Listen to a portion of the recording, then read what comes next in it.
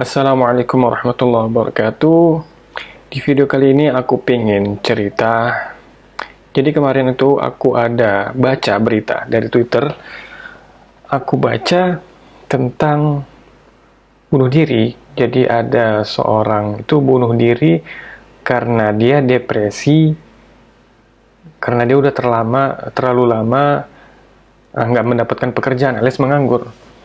Jadi dia depresi, di berita ini dikabarkan dia depresi, dia bunuh diri dari tower yang ketinggiannya 40 meter. Terus dia meninggal ketika dia melompat dan jatuh gitu. Nah, itu kan berarti tanda keputusasaan terhadap masa depan. Nah, aku pingin cerita nih sama kalian semua, sharing lah untuk orang-orang yang masih menganggur, yang belum punya kerjaan. Karena ya aku juga di fase itu juga dulu, dan pernah di fase itu juga, stres, depresi. Ya sekarang pun aku habis resign kemarin kan, dan sekarang ini masih belum ada pekerjaan tetap. Dalam artian aku belum ada keterima di perusahaan manapun untuk saat ini.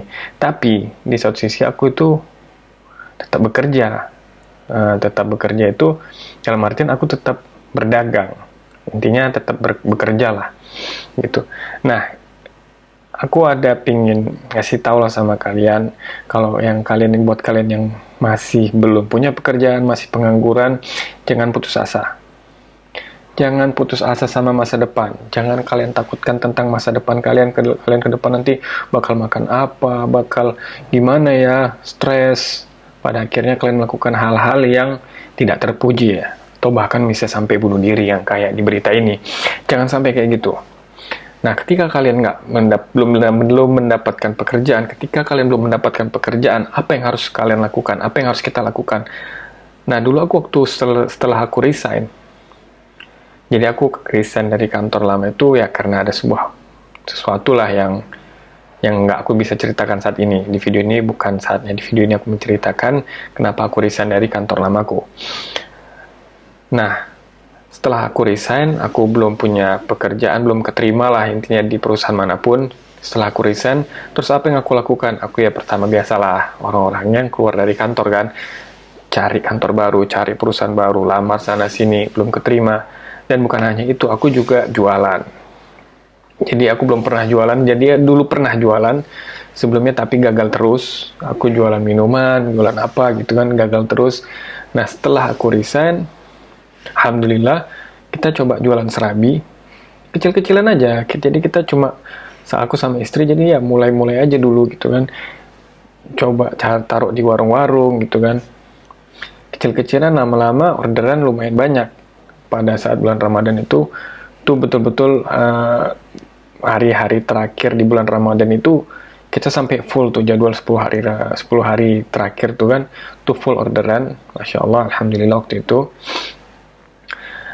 Allah bukakan rezeki buat kita sehingga ya tetap ada penghasilan lah walaupun belum keterima di perusahaan manapun. Nah, kalau untuk kalian yang katanya belum keterima kerja di perusahaan manapun, masih menganggur, bukan berarti kalian itu nggak punya rezeki. Kalian tuh punya rezeki, entah itu dari orang tua kalian, entah itu dari perusahaan, atau entah itu dari orang lain. Rezeki itu pasti ada, cuma kan cara mengambilnya, cara kita mendapatkannya aja yang beda-beda. Ada yang tadi dengan bekerja, ada yang tadi dari orang lain, contoh dari orang lain. Kayak aku tuh pernah berdagang nih. Itu kan uang tuh dikasih sama orang, bukan sama perusahaan. Kalau aku pernah juga, aku kerja sama di perusahaan yang ngasih gaji aku tuh perusahaan, bukan orang lain. Beda-beda. Jadi sebelum aku juga kerja kan aku sekolah, jadi aku masih dikasih sama orang tua. Gitu. Nah, rezeki itu pasti ada sama kita, cuma ya cara datang aja yang berbeda-beda, sama cara mendapatkannya aja yang kita berbeda. Nah, intinya kan poinnya biasanya orang-orang yang kita nih masih belum punya kerjaan, kita memikirkan cara mendatangkan rezeki itu kan. Kita terlalu ribet, terlalu kita streskan di caranya itu, gitu.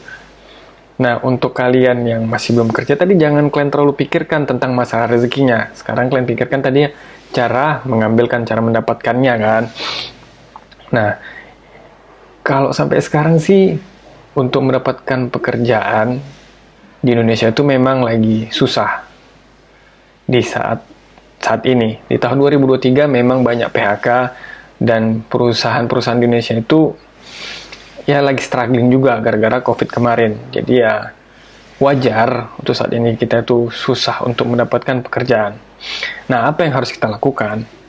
Yang harus kita lakukan ialah kita itu tetap semangat. Yang pertama, jangan putus asa dulu. Yang kedua, tetaplah bermanfaat. Kita tuh jangan ngoyo gitu loh. Jangan kok misalnya udah nggak dapat kerjaan, jangan tidur aja. Terus jangan main terus. Jangan baca medsos terus. Jangan malah maksiat di kamar, tahap nonton bokep kah, ngerokok, narkoba, minuman keras, malah clubbing malamnya. Ya akhirnya Anda depresi karena Anda melakukan hal-hal yang tidak terpuji, hal-hal bodoh gitu. Yang Anda harus lakukan sekarang melakukan hal-hal yang bermanfaat. Ketika Anda tidak punya pekerjaan, tidak punya tidak di-hire sebuah perusahaan, tapi Anda menjalankan hidup secara profesional setiap harinya. Pas Anda punya nanti keterima di perusahaan, insya Allah hidup Anda pas kamu masuk kantor itu tetap profesional gitu. Jadi ya nggak di hari pertama aja dirimu tuh nanti profesional. Kan kebanyakan tuh orang-orang tuh pas keterima di suatu perusahaan, dia profesionalnya tuh hanya 3 bulan pertama, 5 bulan pertama. Setelahnya ya udah toksik jadinya biasanya gitu. Karena kenapa ya, waktu sebelum punya pekerjaan toksiknya orang gitu kan. Ya untuk kalian yang masih menganggur, sebisa mungkin bermanfaat lah. Kalau misalnya masih punya orang tua di rumah, masih ada orang tua, masih punya rumah, alhamdulillah, syukuri dulu. Bantu orang tua kita. Pekerjaan orang tua kita di rumah. Oke, orang tua kita nggak punya bisnis kayak orang-orang yang di luar sana kan, mungkin punya warung, punya sawah. Nah, kalian nggak bisa bantuin di bisnisnya. Oke, kalian bantu dicuci piring, dibantu ngepel, bantu nyapu, apalagi bantuin kalian antar mama kalian belanja, bantuin bapak kalian mungkin butuh apa. Setidaknya kalian bermanfaat. Jadi orang tua kalian tuh nggak anggap kalian tuh beban. Nah, jadi yang kerja kalian tuh udah nggak ada kerja, malah tiduran seharian di rumah, terus minta makan, malah ngelawan orang tua. Jangan sampai kayak gitu. Jadi bermanfaat dulu di rumah. Oke. Biasanya kalau kita tuh berbakti sama orang tua, insya Allah rezekinya ke depannya terbuka dan akan menjadi salah satu kunci untuk menjadi orang sukses, yaitu berbakti kepada orang tua. Jadi ya berbakti sama orang tua tadi sebisa kita. Jadi jangan pikirin cuan saat ini. Oke, bermanfaat dulu. Cuan itu pasti ada, rezeki itu pasti ada, Anda pasti makan. Insya Allah kalau belum ajal Anda pasti makan. Kalau udah ajal Anda datang, istilahnya bakal mati, ya udah Anda nggak akan makan lagi. Percaya dulu dengan hal itu. Dan keinginan Anda, angan-angan Anda, cut dulu lah gitu. Pingin ini, pingin itu, di-cut dulu saat ini. Yang penting itu bermanfaat dulu sama orang lain dan diri sendiri gitu. Dan juga ya tetap bermanfaat lah dan jangan putus asa. Satu lagi untuk yang muslim, bertakwa, sholat dah, bangun tuh sholat malam, sholat subuh, sholat wajib tunaikan. Yang wajib dulu deh, nggak usah sholat malam. Yang wajib udah kita tunaikan belum? Sholat subuh, zuhur, asar, maghrib, isya udah kita tunaikan belum? Udah bener nggak sholat kita? Yang karena yang ngasih rezeki itu Allah kan, yang ngasih ujian kita saat ini tuh Allah. Allah tuh pengen ngeliat kita seberapa kita itu menghamba, maksudnya seberapa kita tuh lemahnya diri kita itu, dan kita pengen minta tolong sama yang memberikan semuanya ini sama kita. Jadi kayak ibaratnya kita ini diuji sama Allah dengan ditutuplah rezeki kita saat ini. Nggak dapat kerjaan. Oke. Nah, Allah lagi nguji nih, pengen ngeliat reaksi kita. Reaksi kita itu gimana? Apakah reaksi kita ini malah menjauh darinya, nggak mau nurut sama dia, atau reaksi kita itu kita sadar, oke, Allah maunya aku ini balik sama Allah nih. Allah ini maunya aku taat sama dia. Ibaratnya gini, kita kita punya anak didik. Oke, kita kasihlah ujian sama anak didik kita. Misalnya ada 2 orang nih anak didik kita. Kita kasih ujian sama anak didik kita, 2 orang ini. Yang satu malah ngejatuhin kita, malah nggak mau dengerin apa kata kita. Oke, yang satu nurut sama kita. Yang satu mau deketin kita, mau nurut sama kita, mau minta tolong sama kita. Yang satu lagi sombong, nggak mau minta tolong sama kita. Padahal kita yang ngasih ujian nih, kita yang ngasih kelulusan. Oke, pasti Anda lebih senang yang mana? Pingin berharap yang lulus itu yang mana? Yang nurut tadi kan, itu secara hati nurani kita aja sebagai manusia. Itu kita pingin, kita tuh punya rasa kayak gitu tuh. Nah, ya sama juga tadi kayak Allah itu. Kita deketin nih. Allah tuh udah bilang kalau deketin Allah tuh caranya begini.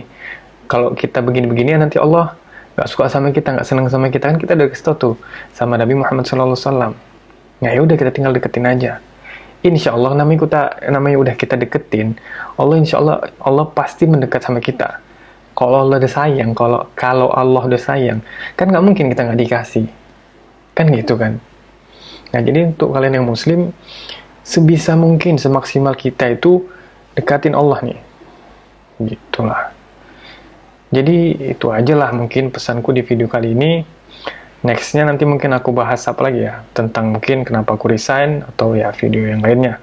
Saat ini kalian yang masih mencari pekerjaan, yang masih menganggur, jangan putus asa, tetap semangat, dan berusahalah bermanfaat untuk yang lain.